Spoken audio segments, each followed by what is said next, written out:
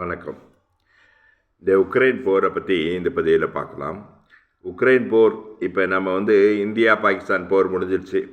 சரி, ஆரம்பித்த ஸ்பீட்லேயே முடிஞ்சிருச்சு. சரி, இதுக்கு முன்னாடி இந்த உக்ரைன் போர் இதே மாதிரி ஆரம்பித்து ஒரு 10 நாள் நடந்துகிட்ருக்கும்போது ஒரு பதிவில் நிறைய விஷயங்கள் சொல்லியிருந்தேன். அது இன்றைக்கும் அதே பதிவை திரும்ப பார்த்தாலும் இந்த உக்ரைன் தலைவர் என்ன பண்ணுறாரு அப்படிங்கிறது புரியும். இந்த ஜெலன்ஸ்கி அவர் தெரியும், அவர் அவருடைய தொழில் ப்ரொஃபஷன் காமெடி என்கிற ஒரு விஷயம் இருந்தாலும் அரசியல் தலைவர் ஆனவுடனே என்ன பண்ணணுங்கிறத அவர் உணர்ந்திருக்கிறாரா தெரியாது. இப்போ பார்த்திங்கன்னா ரஷ்ய போர் விமானங்கள் மேலே ட்ரோன் தாக்குதல் தான் பெரிய சாதிச்சிட்ட மாதிரி இருக்கிறாரு. இப்போ அடுத்தடுத்து ரஷ்யா மேல் தாக்குதல் அப்படின்ட்டு போயிட்டு இருக்குது. இது எதுக்கு செய்கிறான்னு தெரில. பேச்சுவார்த்தைங்கிறாரு, அமைதி பேச்சுவார்த்தைங்கிறாரு, அமைதி திரும்பணுங்கிறாரு. அண்டை நாடான ரஷ்யா கிட்ட போய் இது மாதிரி வேலையை தொடர்ந்து செஞ்சுட்டு இருந்தால் என்றைக்கு போர் முடியும்னு தெரியல. சரி, இந்த ஜெலன்ஸ்கி யார்? இந்த ஜெலன்ஸ்கி இவர் ஃபஸ்ட்டு போர் ஆரம்பிக்கும் போதே ஒரு கண்டிஷன் போட்டார் புட்டின். அதாவது ஜெலன்ஸ்கியை மாற்றுறதுக்கு ஒரு ஏற்பாடு பண்ணினாங்க. ஒருவேளை ஜெலன்ஸ்கி மாறி வேறொரு அதிபர் அங்கே வந்திருந்தால் போர் அன்னைக்கே முடிஞ்சிருக்கும். ஏன்னா கொள்கை முடிவு தான் ஒன்று முக்கியம். இப்போ நம்ம போர் செய்யலாமா செய்ய வேண்டாங்கிற ஒரு முடிவிலே ஒரு நாட்டினுடைய அதிபர் வேண்டான்னு முடிவெடுக்கிறார். இப்போ ஆப்கான் அதிபர் தலிபான் உள்ள நுழையும் போது அவர் ஒரு முடிவெடுக்கிறார். என்னது, மிலிட்ரியை போர் செய்ய வச்சிருக்கலாம், அப்பயே வெளிநாடு உதவியை நாடி இருக்கலாம், போர் தொடர்ந்து நடந்திருக்கலாம், தீவிரவாதிகள் அழிக்கிறதுன்னு பல ஆண்டுகள் நீடிச்சிருக்கலாம் அந்த போர். ஆனால் அவர் ஒரு காரணம் சொல்லிட்டு நாட்டை விட்டு வெளியேறினார். என்ன காரணம் சொன்னார்? இது வரைக்கும் நான் கட்டமைச்சதெல்லாம் இந்த போர் செஞ்சால் வீணாக போயிடும், இது இன்ஃப்ராஸ்ட்ரக்சர் எல்லாம் அழிஞ்சு போயிடும், நாட்டில் நிறைய மக்களை பலி கொடுக்க வேண்டியிருக்கும், அது அவங்களே ஆண்டுட்டு போட்டோம், நான் கிளம்புறேன்ற மாதிரி அவர் கிளம்பிட்டார். இந்த முடிவை ஆனால் ஜெலன்ஸ்கி எடுக்கலை. இப்போ பிரச்சனைன்னு வந்த பிறகு ஒரு தலைமை மாறி இருந்தால் புதிய கொள்கை, மக்களுடைய புதிய எதிர்பார்ப்பு, அல்லது புதிய விஷயம், அல்லது விட்டு கொடுத்து போகிறது, அல்லது நெகோசியேஷன் பேச்சுவார்த்தைக்கு, ராஜ்ய ரீதியான பேச்சுவார்த்தைக்கு சில விஷயங்களை விட்டு கொடுத்து போயிருந்தால் இப்போ இந்த உக்ரைனுக்கு இவ்வளோ பெரிய இழப்பு ஏற்பட்டிருக்கிறாது. இதுக்கு காரணம் நிறைய பேர் இந்த உக்ரைனில் சொல்ல வேண்டியதில்லை. ஒன்று தான், ஜெலன்ஸ்கியை தவிர வேறு யாரும் அதுக்கு பொறுப்பேற்க முடியாது. ஏன்னா ஜெலன்ஸ்கி அவர் கட்சியிலேயே அவருக்கு விசுவாசமானவங்களே வேறு யாராவது மாற்றிருந்தாவே புட்டின் அன்றைக்கி இந்த பேச்சுவார்த்தையில் இந்த விஷயம் முடிஞ்சிருக்கும். அல்லது நேட்டோவோட சேரலன்ற ஒரு விஷயத்தை தெளிவுபடுத்தியிருந்தாலும் இந்த பிரச்சனை அன்றைக்கே முடிஞ்சிருக்கும். இப்போ என்ன இது, இப்போ இந்த போர் நீடிக்குது. சரி, எல்லோரும் இப்போ இந்த இஸ்ரேல் இதெல்லாம் முடிவுக்கு வருது, ஒவ்வொரு போரும் முடிவுக்கு வருது. சரி, யுக்ரைன் போரும் முடிவுக்கு வரும் அப்படின்ட்டு எதிர்பார்க்கும்போது இப்போ ஏதோ வீர சாகசமாக இவர் போய் ரஷ்யாவுக்குள்ளே ஒரு பக்கம் நுழையிறாரு, ஒரு பக்கம் ரஷ்யாவினுடைய போர் விமானங்கள் எல்லாம் பெருத்த சேதத்தை விளைவிக்கிறதுக்கு ட்ரோன் தாக்குதல் நடத்துகிறாரு. இப்போ பேச்சுவார்த்தையில் நம்மளே சொல்கிறோம், ஒரு இந்தியா பாகிஸ்தானை எச்சரிக்குது, தீவிரவாத நடவடிக்கை இருக்கும்போது நாங்கள் பேச்சுவார்த்தைக்கு நாங்கள் வரமாட்டோம்னு. அதே மாதிரி தான் ரஷ்யாங்கிறது உலகில் நம்பர் 1 நாடு. அந்த நாட்டை எக்காலத்திலையும் இவங்களால் ஒரே ஒரு அணுகுண்டை போட்டால் கதை ஜோலி சுத்தம் முடிஞ்சிருப்பார். போயிது என்ன தான் பெரிய தாக்குதல் நடத்தி விமானத்தை அழித்து என்னத்தை பண்ணி நாட்டுக்குள்ளே ஊடுருவி அல்லது ஒரு பகுதியை கைப்பற்றி இந்த ஜெலன்ஸ்கி அழிக்கிறதுக்கு அவங்களுக்கு எவ்வளோ நேரம் ஆகும், அல்லது இந்த நாட்டில் ஒரு பெரிய அழிவை ஏற்படுத்துறதுக்கு எவ்வளோ நேரம் ஆகும். இவங்க என்ன விஷயத்துக்காக இப்படி உள்ள ஊடுருவ பேச்சுவார்த்தை நடக்குது, போர் முடிவுக்கு வருங்கிற நிலையில் இப்போ போய் பெரிய தாக்குதல் நடத்துகிறேன்ற விஷயத்துக்கு போகிறாங்க. இப்போ என்னது, பதிலுக்கு யாராவது அடிச்சுட்டு ஒரு பைல்வானை அடிச்சுட்டு அவன் சும்மா இருக்க போகிறானா? இப்போ இது ஒரு பெரிய நாடு, வல்லரசு நாடு, உலகத்திலேயே அதிநவீன ஆயுதங்கள் முழுக்க வச்சுருக்கிற ஒரு ரஷ்யாவுக்கிட்ட நான் போய் அதை தாக்குதல் பண்ணிட்டேன், பின்னாடி அடிச்சுவிட்டேன், முதுகில் அடிச்சுவிட்டேன், இதெல்லாம் சரி. அப்புறம் திரும்பி பதிலுக்கு அடி வாங்கணுங்கிற ஒரு எச்சரிக்கை இருந்துச்சுன்னா ஒரு நாட்டினோட அதிபர் இந்த வேலை செய்வாங்களா? நம்ம இந்த போர் முகாந்தரத்தில் பார்த்திங்கன்னா உலகம் முழுக்கவே இப்போ இஸ்ரேல் ஹமாஸ் போர் நடந்துகிட்ருக்கு. அதான் மெயினாக இப்போதைக்கு ஓடுது.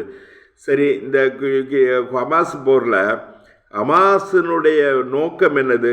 எந்த நோக்கமும் தெளிவானது கிடையாது. அவங்களுக்கு வந்துட்டு தான் மக்களை காப்பாற்றணும், அல்லது வந்து நமக்கு கட்டுப்பாட்டில் உள்ள பகுதியை பாதுகாக்கணும் அப்படிங்கிறத விட, அப்படி இருந்தால் அந்த நாட்டில் போரே வந்திருக்காது, இஸ்ரேல் தாக்குதலே வந்திருக்காது. அவங்க வந்து எங்கே போகிறாங்கன்னா திரும்பி இஸ்ரேலை தாக்க வேண்டும், யூதர்களை அழிக்க வேண்டும். இந்த விஷயத்துக்குள்ள போகும்போது உலகத்தில் வந்துட்டு யாரும் இன்னொரு பலசாலி அடிக்கணும்னா திருப்பி அடிக்க தான் செய்வான். அப்போ திருப்பி அடி வாங்கிறது அந்த ஒரு போராளி குழுக்களா அல்லது வந்து மக்களா அப்படின்னா அங்கே பாதிக்கப்படுறது முழுக்க முழுக்க மக்கள் தான். இப்போ இந்த போராளி குழுக்களினுடைய நடவடிக்கை வேறு. ஹமாஸ், சவுதியோ, ஐஎஸ்ஐயோ வந்து இவங்களுடைய அணுகுமுறை வேறு. இவங்களுக்கு வந்து எந்த ஒரு நாட்டையோ மக்களையோ அல்லது ஒரு பிராந்தியத்தையோ ஒரு சோவரைன் நேஷன் எதையோ வந்து காப்பாற்றி கொள்ள வேண்டிய அவசியம் இல்லை. யாரோ பணம் கொடுக்குறாங்க. இவங்கெல்லாம் வந்து ஒரு ப்ரைவேட் மிலிட்ரி மாரி தான், அப்படி தான் வச்சுக்கணும். ஒரு ஒரு ஒரு வேறு ஒரு நாட்டுக்கு இவங்க ஒரு தனியார் இராணுவ படை. இந்த தனியார் இராணுவ படை வேறு ஏதோ ஒரு நாடு காசு வருது, அவங்களுக்காக வேறு வேறு இடத்துல வேறு வேறு காரணங்களுக்காக போரிடுறாங்க. சரி, இந்த தனியார் கூலிப்படைகள் இதெல்லாம் செய்கிறது வந்து சரி. ஏன்னா அவங்களுக்கு நோக்கமே வந்து போர் செய்கிறது, அவங்க கூலி வாங்கிறது, போர் செய்கிறது, அவ்வளோதான் அவங்களுடைய நோக்கம். அவங்களுக்கு ஒரு நாட்டை நிர்வாகம் பண்ணக்கூடிய அவசியம் எப்பயுமே ஏற்பட போகிறதில்ல. இப்போ நம்ம ஹூதி ஏதாவது ஒரு நாட்டை நிர்வாகம் பண்ண போகிறாங்களா? ஐஎஸ்ஐஎஸ் ஏதாவது பண்ண போகிறாங்களா? இப்போ அல்கைதா ஏதாவது பண்ண போகிறாங்களா? தலிபான் கூட ஒரு வேளை கடைசியில் வந்து ஒரு நாட்டை நிர்வாகம் பண்ண ஆரம்பிச்சிட்டாங்க. அவங்களுக்கு கிடைச்ச வாய்ப்பை பயன்படுத்தி நாட்டை நிர்வாகம் பண்ண ஆரம்பிச்சிட்டாங்க. இந்த மாதிரி போராளி குழுக்கள் எந்த நாளும் வந்து எந்த நாட்டையும் நிர்வாகம் பண்ணுறதில்ல. அவங்களுக்கு தனக்கு சேதமானான்னா, எதிரிக்கு சேதமானான்னா கூலிக்கு வேலை செய்கிற ஆட்கள். சரி, இவங்க கூலிக்கு வேலை செய்கிறவங்க. ஆனால் ஜெலன்ஸ்கி யார்? ஜெலன்ஸ்கி வந்து ஒரு நாட்டினுடைய அதிபர். இவர் வந்து முதல்ல வந்து தற்காப்பு விஷயங்களை பார்க்கணும், அல்லது நாட்டை வழிநடத்துகிற விஷயத்தை பார்க்கணும், அல்லது என்ன பண்ணணும், நாடு ஸ்டேபிளாக இருக்கணும், மக்கள் ஸ்டேபிளாக இருக்கணும், பொருளாதாரம் ஸ்டேபிளாக இருக்கணும், நீடித்த அளவுக்கு மக்கள் வந்து நிம்மதியாக இருக்கணும். அமைதிங்கிறதை விட நிம்மதியாக இருக்கணும். இதை கொண்டு தானே ஒரு நடவடிக்கை இருக்கணும். ஒரு பிராந்தியத்தை ரஷ்யாவே ஆக்கிரமிச்சுட்டா கூட சரி, இந்த பேச்சுவார்த்தையின் மூலம் மீட்கலாம். அல்லது நமக்கு பின்னாடி இன்னொரு தலைவர் வருவார், அவர் பேச்சுவார்த்தை செஞ்ச நமக்கும் எதிரால் உட்காந்துருக்கிற புட்டினுக்கும் ஜெலன்ஸ்கிக்கும் ஆகலைன்னா கூட ஒரு பீரியடு முடிஞ்சாலும் 5 வருஷம் கழிச்சோ 10 வருஷம் கழிச்சோ இங்கேயும் தலைவர் மாறுவாங்க, அங்கேயும் தலைவர் மாறுவாங்க.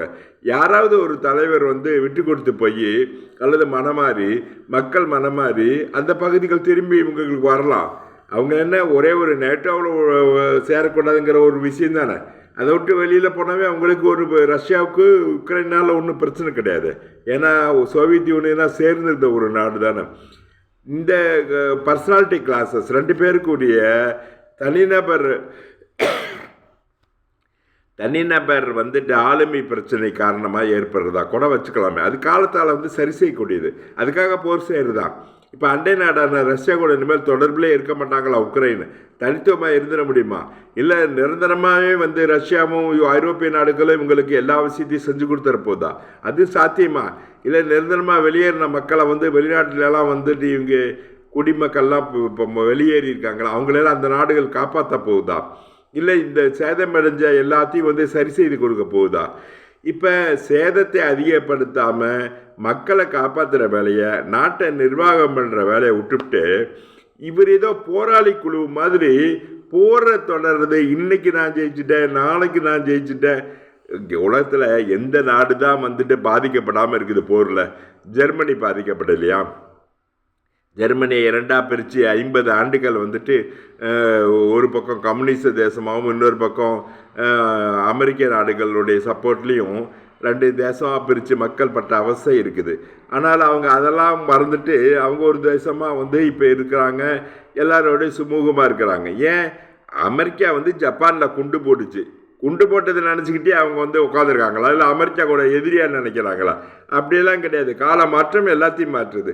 இப்போ உக்ரைன் ரஷ்யாங்கிறது வந்து இந்த 2 தலைவர்கள் போனாவே அவங்களுடைய மனநிலையை மாற்றம் அடையும். அப்படி இருக்கும்போது இந்த ஜெலன்ஸ்கி திரும்ப ஏதோ சின்ன விளையாட்டு புள்ள மாதிரியா, இவ்வளோ ஒரு தலைவர் அப்படி சொல்லக்கூடாது. ஏன்னா தேசத்தின் தலைவர் அவர் இருந்தாலும் சொல்லக்கூடாது. அவருடைய மனோநிலை என்னென்னா, ஒரு போராளி குழுக்கு தலைமை தாங்கிற மாதிரி திரும்பி திரும்பி போராளி குழுக்கள் என்ன பண்ணுவாங்க, இப்போ ஒரு அட்டாக்கில் ஜெயித்தோம், அடுத்தது உள்ள ஊடுருவணும், அடுத்ததில் ஒரு பாம் வச்சோம், அடுத்தது 10 பேரை கொன்னோம், இப்படியே அவங்க வந்து அவங்களுடைய சஸ்டெயின் பண்ணி ஆகணும். ஏன்னா அவங்க கூலிப்படை தானே. ஒரு ஒரு திருடன் வாட்ச்மேன் போட்டிங்கன்னா வாட்ச்மேன் கூட என்ன பண்ணிக்கிட்டு இருப்பான், நேற்றுக்கு ஒரு திருடன் வந்தான் சார், நான் தான் பிடிக்க பார்த்தேன்னு வீட்டுக்காரன்ட்ட ஏதாவது கதை சொல்லிக்கிட்டே இருப்பாங்க. ஏன்னா இல்லைன்னா வாட்ச்மேனை எடுத்து போடுவாங்க. அந்த மாதிரி இவர் ஏதோ வந்து போராளி குழுக்கள் செய்கிற வேலையை இவர் ஒரு நாட்டினுடைய அதிபர் வந்து, நான் போய் அந்த போர் விமானத்தை சுட்டேன், எல்லாரும் போர் விமானம் வச்சுருக்கிறாங்க, எல்லாரும் ஒரே நாளில் சுட முடியும், இவருக்கு சொல்லக்கூடிய சொந்த கெப்பாசிட்டி இருக்கா, கிடையாது. ஏதோ நேட்டோ நாடுகள் வந்து அவங்கள தூண்டி விடுறாங்க. இப்போ இந்த நேட்டோ நாடுகள் தூண்டுதலால் எல்லா நாட்டையும் தூண்டி விட அவங்க முயற்சி தான் பண்ணுறாங்க. ஆனால் இப்படி ஒரு எல்லாரும் அவங்கவுங்க புத்திசாலித்தனத்தை பயன்படுத்தி உலக நாடுகள் பொறுப்பாக நடந்துக்கிறாங்க. இவர் பொறுப்பாக நடந்துக்கிறாரா, இவரை வந்து என்ன சொல்கிறதுனே தெரியல. இப்போ பாருங்கள், எல்லாரும் வந்து கிட்டத்தட்ட இப்போ முடிய போகுது உக்ரைன் பேச்சுவார்த்தை, ரஷ்ய பேச்சுவார்த்தையில் அமெரிக்கா இதைத்தான் வந்துட்டு ரஷ்ய அதிபர் ஆரம்பத்திலே சொல்கிறாரு. முதல் 10வது நாளே சொல்லிட்டாரு, போர் ஒரு வாரத்தில் முடியும்னு எல்லாரும் பேசும்போது அவர் சொல்லியிருந்தாரு, இது ஒரு நீண்ட நாள் போராக இருக்கும்ட்டு. அவர் பாரு எவ்வளோ பெரிய விஷயம் இது, தீர்க்க தரிசனம் பாருங்கள். இங்கே இந்த விஷயம் வந்து தொடருங்கிறது அவருக்கு தெரியுது. இப்போ ரஷ்யாக்கிட்ட இருக்கிற பழைய ஆயுதமோ அல்லது புதிய தயாரிக்கப்பட்ட ஆயுதமோ அவங்களுக்கு தீண்டாங்கூட அவங்களுக்கு எண்ணெய் வளம் இருக்குது, வாங்கிக்குவாங்க, உற்பத்தி செஞ்சுக்குவாங்க. ஏன்னா அவங்க உற்பத்தி நிறுவனங்கள் எல்லாம் அவங்கக்கிட்டே சொந்தமாக இருக்குது.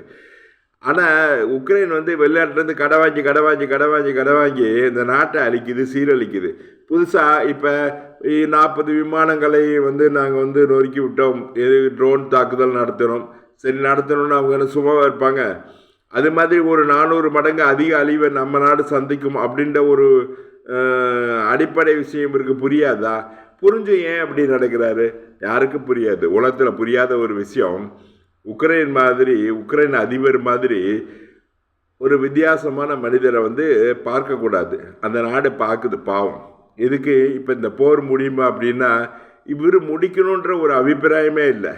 ஈகோ கிளாஸ் இவருக்கு வந்து தலையில் வந்து எப்பொழுதுமே சில விஷயங்களை மறந்துடணும், மன்னிச்சிடணும், எதாவது பண்ணிடணும். அல்லது நம்மளால் செயல்படுத்த முடியலன்னா வேறொரு புத்திசாலியை வச்சு அந்த நாட்டை வந்து வழிநடத்த வைக்கணும். இவர் எதுவும் செய்ய போகிறதுக்கு மாதிரி தெரியல. இருந்தாலும் இந்த வாரம் நல்லா சூடாக இருக்கும்னு நினைக்கிறோம். பார்ப்போம், அடுத்த வாரம் சந்திப்போம். இந்த உக்ரைன் வாரம் பிரகாரம் அடுத்த வாரம் பார்ப்போம். அன்பேஷும்.